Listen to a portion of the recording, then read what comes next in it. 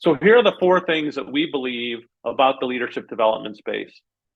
First and foremost, it has to be led by the leader and it has to be individually owned. So what does that mean? That means every leader's primary responsibility, if you have people reporting to you, is the development of yourself and that group of people. You don't have to worry about 200 people. You have to worry about the people that are reporting to you. Secondly, this means you own it as an individual.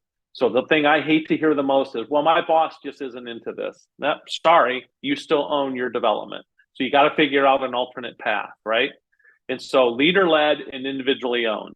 Secondly, it has to be personalized in bite-sized pieces, and it has to occur in the flow of work. We can't take this and make it this burdensome thing that has to be all these things I have to go to outside of my normal job.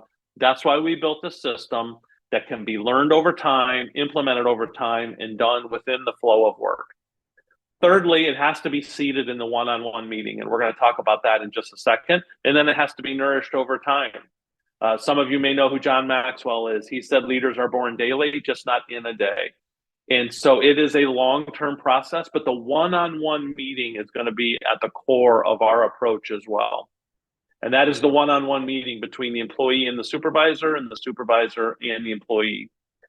And then lastly, we have to prioritize context over content, and we always put data at the center. Part of our methodology is what we call the awareness matrix. And it's a data-based system that gives us a lot of information on how a person is wired, what's important to them, what they value. And so development has to start with that at the core.